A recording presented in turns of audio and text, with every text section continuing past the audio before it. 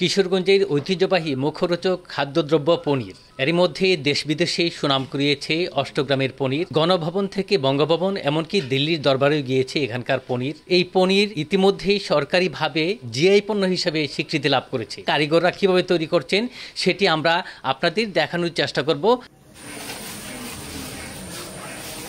বসতঘরে হাওরের খাঁটি দুধ থেকে পনির তৈরিতে ব্যস্ত অষ্টগ্রাম উপজেলার মধ্য অষ্টগ্রাম এলাকার কারিগর এস.এম. নিশান। স্বামীর কাছে হাতে খড়ি পেয়ে এখন পনির তৈরি করতে পারেন তার স্ত্রীও।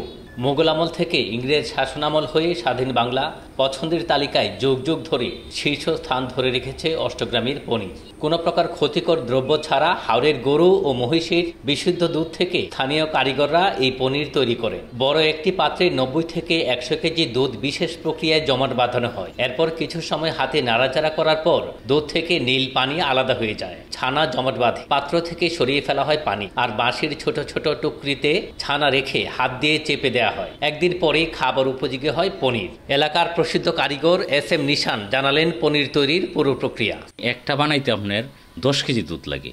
একটা বলতে মানে 1 কেজি বানাইতে 10 কেজি লাগে। বিশেষ প্রক্রিয়ার মাধ্যমে আমরা এটাকে দুধটাকে জমাটো করি। জমাটো করার পরে এটা আমরা হাত দিয়া এটা দেখি যে দুধটা জমাট হয়েছে কিনা।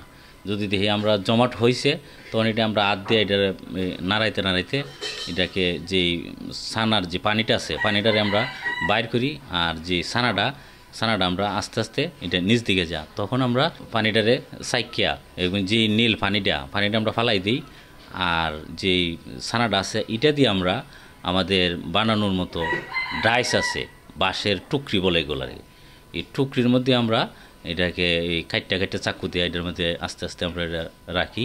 স্থানীয়রা জানান প্রায় 300 বছর আগে থেকে অষ্টগ্রামে পনির তৈরি করা হয়। বংশ পরম্পরায় এ পেশায় জড়িত অষ্টগ্রাম সদরের অনেক কারিগর। তবে পর্যাপ্ত চাহিদা থাকার পরও প্রয়োজনীয় পৃষ্ঠপোষকতা না থাকায় দিন দিন কমছে পনিরের কারিগরের সংখ্যা। বর্তমানে মাত্র 14টির মতো পরিবার এ শিল্পীর সাথে জড়িত। তাদের কয়েকজন জানালেন নিজেদের সীমাবদ্ধতার কথা।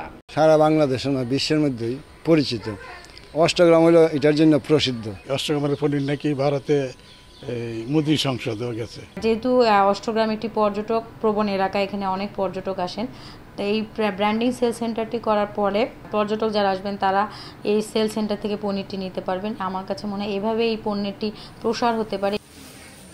হাওড় মাছে ভরা অষ্টগ্রামের পনির সেরা, এই প্রতিপাদ্য বিষয় নিয়ে অষ্টগ্রামের পনির আগেই জেলার ব্র্যান্ডিং পণ্য হিসাবে স্থান পেয়েছিল। এবার মিলল জিআই পণ্যের স্বীকৃতি। বর্তমানে প্রতি কেজি পনির বিক্রি হচ্ছে 1000 থেকে 1200 টাকায়। নূর মোহাম্মদ, সময় সংবাদ, কিশোরগঞ্জ।